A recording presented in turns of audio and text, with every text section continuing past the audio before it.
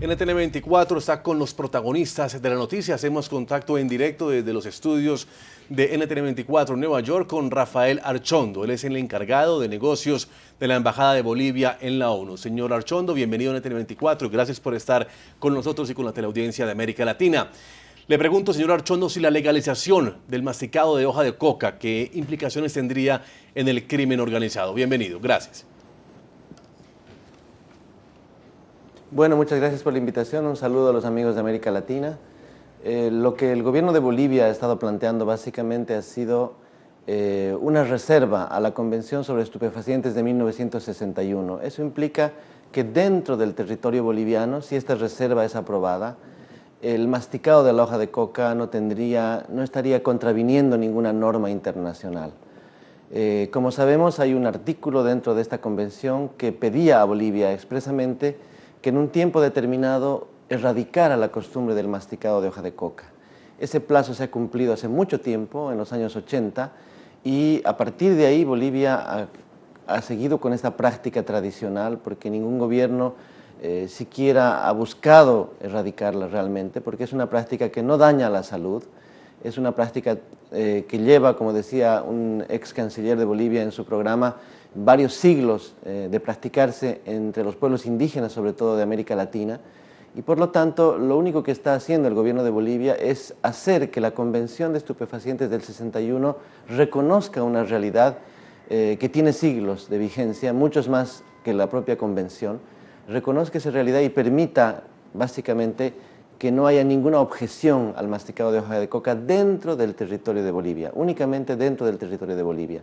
Antes Bolivia intentó modificar la convención para permitir que el masticado pueda hacerse en cualquier país del mundo.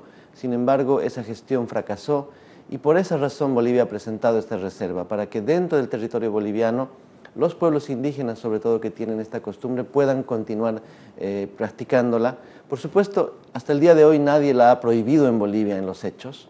Lo que estamos haciendo es violar la letra de la convención, pero incluso quienes son los guardianes y centinelas de la convención saben que esta costumbre no va a desaparecer, porque no forma parte de ningún esquema de drogadicción y es parte de la cultura boliviana y también de la cultura peruana, de la cultura argentina, por ejemplo.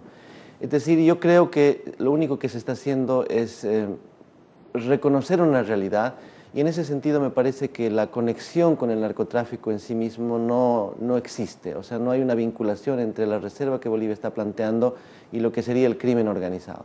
Hablando un poco de estas costumbres que usted ha mencionado, cientos de campesinos se congregaron en las plazas de varias ciudades del país y se dedicaron a masticar coca en apoyo a este planteamiento que hace Evo Morales en Viena, en Austria, donde el gobernante además llamó a Naciones Unidas o a naciones desarrolladas, a darle las herramientas para acabar con los cultivos ilegales. ¿Qué tan viable es esta petición que ha hecho el presidente de los bolivianos?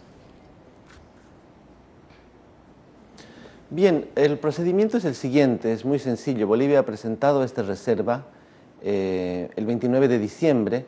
La reserva ha sido presentada a consulta a los países de la comunidad internacional a partir del 10 de enero, es decir, todos los países que forman parte de Naciones Unidas conocen la petición de reserva de Bolivia a partir del 10 de enero y a partir del 10 de enero, a lo largo de 12 meses, es decir, estamos hablando del 10 de enero del siguiente año, del año 2013, en ese periodo de tiempo los países que forman parte de la comunidad internacional tienen la opción de pronunciarse sobre la reserva, es decir, si están de acuerdo o no con la reserva.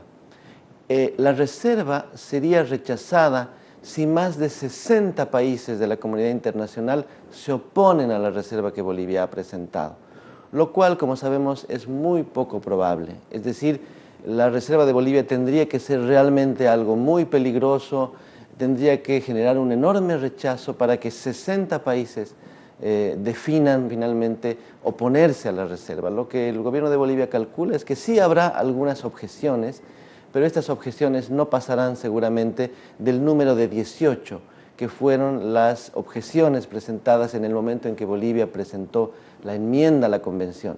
En ese momento 18 países del mundo dijeron que la convención no debía modificarse.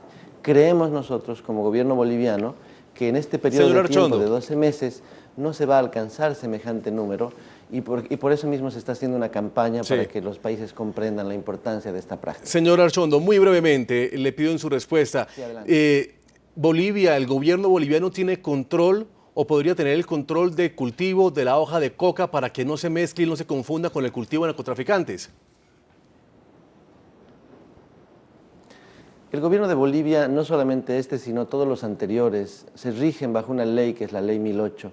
En esa ley se define con toda claridad dónde están los cultivos legales y dónde están los cultivos ilícitos. Hay una zona tradicional de Bolivia donde se cultiva la coca para el masticado, para los fines tradicionales, y hay otras regiones de Bolivia donde se está produciendo de manera concertada una erradicación de los cocales.